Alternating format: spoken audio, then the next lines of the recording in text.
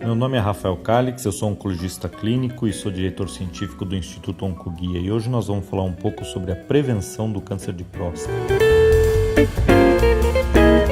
Nas últimas 3 décadas, países como os Estados Unidos estabeleceram um rastreamento a nível populacional com a realização da dosagem do PSA no sangue de maneira anual e com a realização do chamado toque retal por parte de um urologista também de maneira anual em todo homem acima de 50 anos.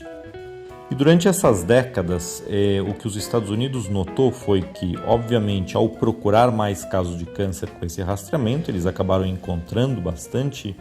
mais casos de câncer, um número bastante maior de casos de câncer de próstata. No entanto,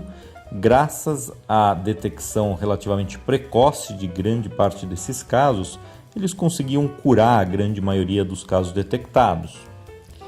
No entanto, por conta do câncer de próstata se tratar de uma doença que afeta principalmente homens de idade mais avançada e por conta de ser uma doença que evolui de maneira muito lenta, o que se notou é que a diminuição na mortalidade por câncer de próstata foi uma diminuição apenas muito pequena e se questionou e se questiona até hoje se de fato deveria se recomendar um rastreamento a nível populacional em outros países. E existem grandes estudos com milhares e milhares de pacientes, tanto na Europa quanto nos Estados Unidos, que chegaram a conclusões de que, embora talvez exista um benefício do ponto de vista de redução da mortalidade por câncer de próstata ao se fazer o rastreamento, seria necessário rastrear um grande número de homens, mais de 1.000 homens, para você acabar salvando a vida de um deles. E por conta disso é questionável se do ponto de vista de custo-efetividade seria realmente recomendável se fazer o rastreamento com PSA e toque retal em outros países. No Brasil, o Ministério da Saúde não recomenda que seja feito a nível populacional a dosagem do PSA e o toque retal e recomenda ao invés disso que ocorra uma discussão entre cada homem da população e o seu médico, o seu clínico, sobre a utilidade, os riscos e os benefícios de se fazer o toque retal e a dosagem do PSA.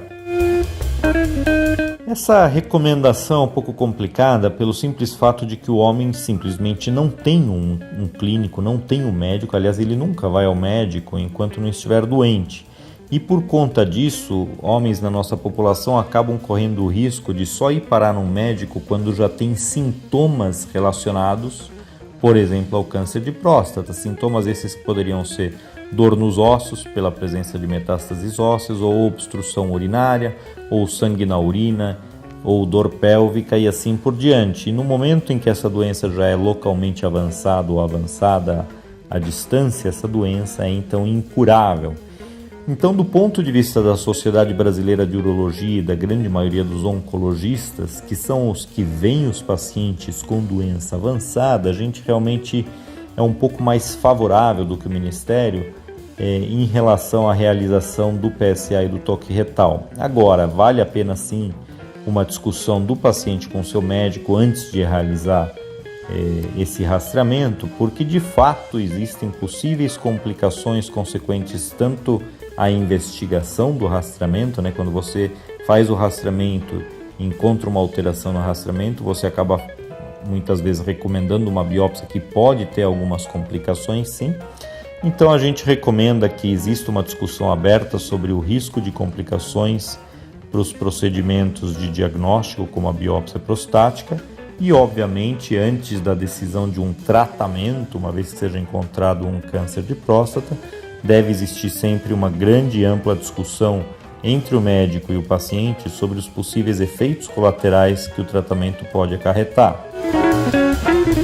Vale lembrar que, em sendo o câncer de próstata uma doença de progressão muito lenta, em alguns casos não é errado, apesar do diagnóstico de câncer de próstata, que o médico acompanhe este paciente sem obrigatoriamente tratá-lo a qualquer momento. E a questão do tratamento do câncer de próstata a gente realmente vai discutir um pouco mais em um outro podcast.